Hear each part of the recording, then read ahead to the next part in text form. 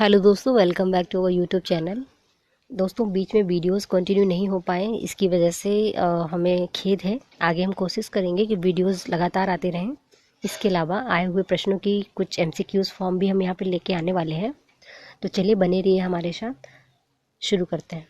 बिहार की जलवायु के बारे में आज बात करेंगे। ये हमारा 4th वीडियो लेक्चर रहेगा और साथ में हम ये भी देखेंगे कि बिहार में किस क्षेत्र में वर्षा का कितना वितरण है और कहाँ सबसे ज़्यादा है, कहाँ सबसे कम है। इसके अलावा हम बिहार के वेदर्स की बात करेंगे कि कब वहाँ पे सर्दी या गर्मी या वहाँ पे कौन कौन सी ऋतुएं हैं, इसके बारे में बात करते हैं। चलिए शुरू करते हैं। सबसे पहले हम बात करें बिहार की जलवायु के बारे में, तो आप मैप में देख लीजिए। ठीक है, जलवायु का मतलब क्या होता है? मौसम से रिलेटेड जितनी भी दशाएं होती हैं, उनके दीर्घकालिक औसत को हम जलवायु कहते हैं। ठीक है, यानी कि जलवायु से रिलेटेड जो क्षेत्र होते हैं, उनमें वातावरणीय जो तत्व होते हैं, जैसे वहाँ का एल्टीट्यूड या ऊंचाई हो गई, धरातलीय संरचना हो गई, भौगोलिक संरचना हो गई, अवस्थिति हो गई, सौर विकिरण, वर्षा की मात्रा, सागर तट से दूरी, अक्षांशीय विस्तार, ये सारी चीज़ें जलवायु को प्रभावित करती हैं। ठीक है, और किसी क्षेत्र की जो जलवायु, वहाँ की जो जनसंख्या होती है, उसकी आर्थिक, सामाजिक और सांस्कृतिक गतिविधियों का भी निर्धारण करती है। ठीक है, तो हम बात करते हैं बिहार की जलवायु के बारे में। तो यहाँ की जलवायु उपोष्ण कटिबंधीय जलवायु क्षेत्र में स्थित है। बिहार की जलवायु में ये उपोष्ण कटिबंधीय जलवायु क्षेत्र में स्थित है। साथ ही बिहार की जलवायु जो है वो मानसूनी है। ठीक है, महाद्वीपीय जलवायु के लक्षण इसमें पाए जाते हैं। ठीक है, वर्ष के अधिकांश समय वायु में पर्याप्त नमी होती है, इसी के कारण इसे महाद्वीपीय जलवायु का क्षेत्र भी कहते हैं। आप सभी को पता है कि बिहार कर्क रेखा के उत्तर में स्थित है और इसी के पश्चिम भाग में अर्ध शुष्क तथा पूर्वी भाग में आर्द्र जलवायु पाई जाती है। ठीक है, पूर्वी भाग में आर्द्र जलवायु पाई जाती है। थोड़ा सा मैप का यूज करते हैं। ये वाला जो क्षेत्र है पूर्वी भाग, यहाँ पे आर्द्र जलवायु पाई जाती है और पश्चिमी भाग में अर्ध शुष्क जलवायु पाई जाती है।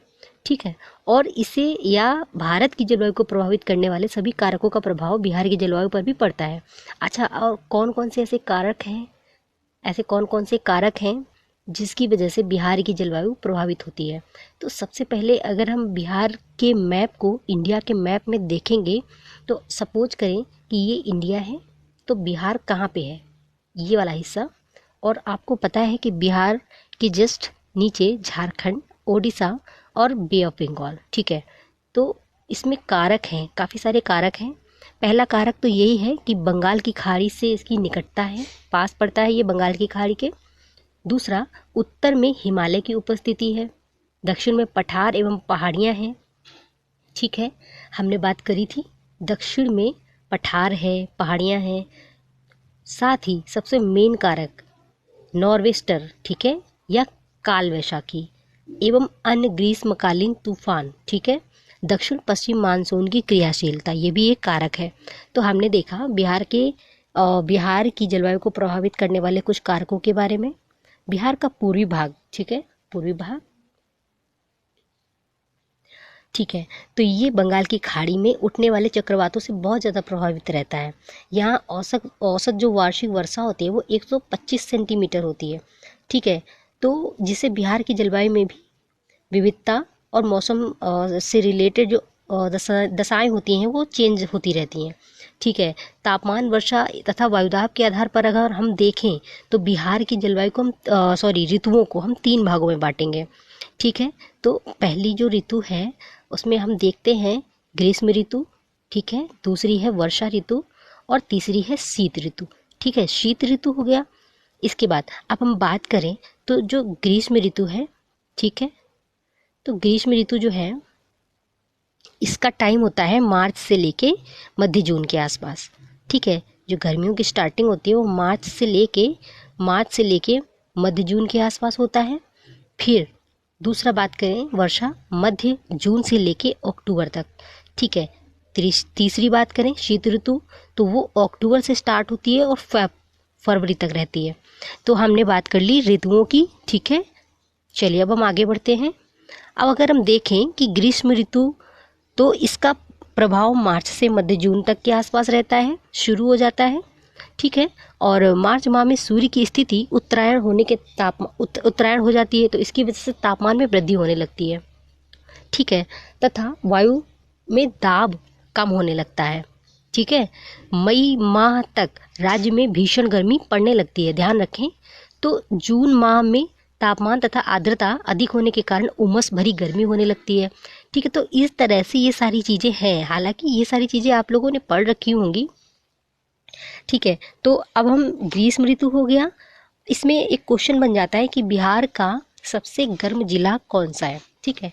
आप लोगों को तो पता ही होगा, कमेंट बॉक्स में इसका आंसर दे सकते हैं, ठीक है। और वर्षा, हम ऋतुओं के बारे में भी कुछ क्वेश्चंस की सीरीज़ लेके आएंगे, जिसमें क्वेश्चन इस तरह के बनेंगे। सबसे ज़्यादा गर्म जिला कौन सा है, तो इसमें ऑप्शन में गया रहेगा, औरंगाबाद रहेगा, सारण रहेगा और वैशाली रहेगा। तो इसमें सबसे ज़्यादा गर्म जिला कौन सा है, ठीक है, इस तरह का। और जैसे सबसे ज़्यादा तापमान, सर्वाधिक तापमान कितने डिग्री सेल्सियस तक पहुंच जाता है, तो ये 45 डिग्री सेल्सियस तक पहुंच जाता है। तो यहाँ पे जो गर्म हवा चलती है उसको हम लू बोलते हैं, साथ में ये शुष्क या गर्म पछुआ पवनें चलती हैं, ठीक है, इन्हें ही हम लू कहते हैं। इस तरह से क्वेश्चंस रहेंगे, ठीक है। और जून एक ऐसा महीना है जो सबसे ज़्यादा लंबे दिनों वाला महीना है, ठीक है। और सबको पता है कि उत्तरी गोलार्ध में 21 जून सबसे बड़ा दिन होता है, ठीक है। तो कुछ इस तरह के प्रश्न हम देखेंगे। अब हम बात करें कि वर्षा ऋतु के बारे में, ठीक है। हाँ, एक इम्पॉर्टेंट चीज़ और देखते हैं। ग्रीष्म ऋतु में बंगाल की खाड़ी में उत्पन्न जो उष्णकटिबंधीय चक्रवात होते हैं, इनके कारण बिहार के जो पूर्वी पार्ट होते हैं, ठीक है, वेस्ट बंगाल के आसपास का देख लीजिए आप लोग, तो यहाँ पे नॉर्वेस्टर, ठीक है, जिसको हम आम्र वर्षा भी कहते हैं या फिर काल वैशाखी भी कहते हैं, जिसकी वजह से आम पक जाते हैं और टूट जाते हैं, ठीक है। इनको अलग अलग राज्यों में अलग अलग नाम से बुलाया जाता है। तो ये एक तरह का तूफान होता है ये, और इस टाइम पे दोपहर में धूल भरी आंधियाँ चलती हैं और इस तरह से क्वेश्चंस बनते हैं, ठीक है। तो ये सारी चीज़ें तो इन्फॉर्मेशन के लिए। अब नेक्स्ट है वर्षा ऋतु कब होता है आगमन, मध्य जून से मध्य अक्टूबर के बीच में। और आप लोगों को पता होगा कि बिहार में दक्षिण पश्चिम मानसून के आगमन से वहाँ पे मानसून आता है, ठीक है, मध्य जून के आसपास। अब वहाँ पे 15 जून तक जो है वर्षा स्टार्ट हो जाती है, ठीक है। बिहार में वर्षा सबसे पहले उत्तर पूर्व, ठीक है, उत्तर पूर्व तराई क्षेत्रों में होती है, उत्तर पूर्व और पूर्व तराई क्षेत्रों में होती है, ठीक है, ये वाला पार्ट और ये हिस्सा, ठीक है। अब क्वेश्चन है कि दक्षिण पश्चिम मानसून के आगमन का मुख्य रीजन क्या है, मेन कारण क्या है। जेट स्ट्रीम का हिमालय के दक्षिणी ढालों से उत्तर की ओर स्थानांतरित हो जाना, जेट स्ट्रीम, ठीक है, इस ज्योग्राफी में आपने पढ़ा होगा इसके बारे में। अब बिहार में जो औसत वर्षा है, ठीक है, वो 100.9 cm, ठीक है। और सबसे पहले जो वर्षा का मानसून का आगमन होता है उत्तर पूर्वी क्षेत्र में होता है और किशनगंज जिले में होती है, ठीक है। इसी प्रकार से कुछ प्रश्न और बनेंगे। सबसे ज़्यादा वर्षा किस जिले में होती है बिहार में, सबसे कम वर्षा किस जिले में होती है, ठीक है ना, और सबसे कम वर्षा दर्ज किस जिले में की जाती है, इस तरह से प्रश्न बनेंगे, ठीक है।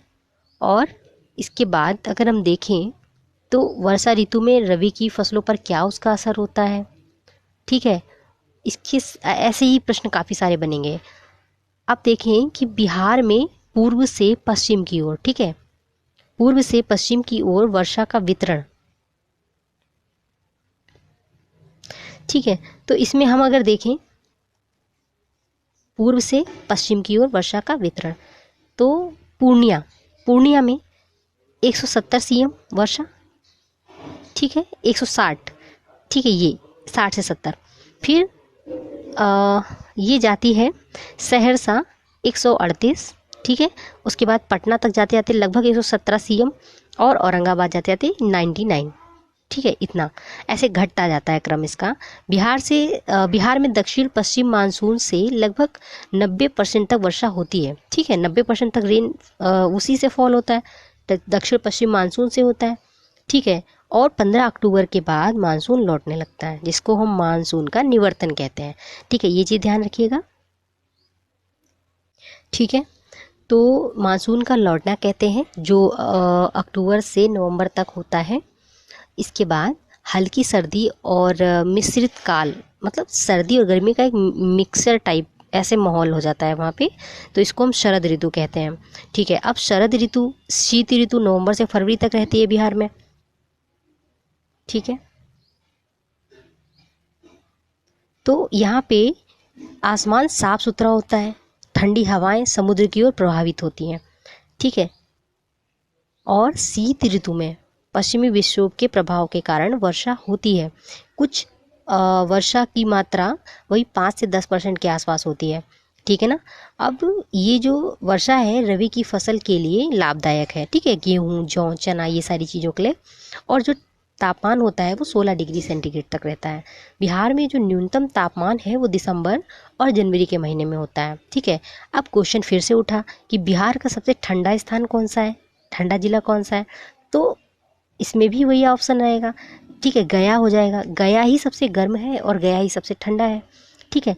अब न्यूनतम तापमान 2.6 डिग्री सेंटीग्रेड, ठीक है, और ये 2014 में दर्ज किया गया था, ठीक है ना। अब आते हैं उत्तर पश्चिम बिहार की शिवालिक श्रेणियों के समीपवर्ती क्षेत्रों में, जहाँ पाला गिरने की संभावना बनी रहती है। आलू जैसी फसलों में बहुत ज़्यादा क्षति पहुँचती है पाला गिरने से, ठीक है ना। और आप मैप में देखिए कि क्षेत्र के हिसाब से वर्षा का वितरण भी दे रखा है, ठीक है। तो वर्षा की वितरण की अगर हम बात करें और मैप में देख लें तो किशनगंज वाला साइड, ठीक है, ये पार्ट, इसके बाद चंपारण वाला साइड, ठीक है। तो यहाँ पे वर्षा की मात्रा अधिक है, ठीक है ना। इसके बाद अगर हम बात करें जहाँ 160 सीएम है, इसके अलावा इससे ज़्यादा भी हो सकती है। अब अगर हम बात करें इस वाले हिस्से की, ये वाला, तो यहाँ पे 140 सीएम से 160 सीएम के आसपास रेन होता है, ठीक है, ये हिस्सा और इधर ये वाला हिस्सा। इसके बाद अगर हम बात करें इस हिस्से की, ठीक है, तो यहाँ पे 120 सीएम से 140 सीएम के आसपास वर्षा होती है। फिर अगर हम बात करें इस हिस्से की, ये वाला, तो 100 सीएम से 120 सीएम के आसपास वर्षा होती है। और ये वाला हिस्सा जहाँ डॉट रखा हुआ है, यहाँ पे 100 सीएम से भी कम वर्षा होती है, ठीक है ना। तो मैप में आपने देखा, ये आपको तब समझ में आएगा जब इसकी एमसीक्यूज आपके सामने होंगे। तो दोस्तों जल्दी मिलते हैं आपके साथ में, कुछ क्वेश्चंस को लेके आएंगे जो विगत वर्षों में पूछे गए हैं। तब तक के लिए आप लोग इस चैनल को अगर सब्सक्राइब नहीं कर रखा है तो कर लीजिएगा, और दोस्तों को शेयर भी कीजिएगा, लाइक भी कीजिएगा। चलिए मिलते हैं आपसे नेक्स्ट वीडियो में। जय हिंद।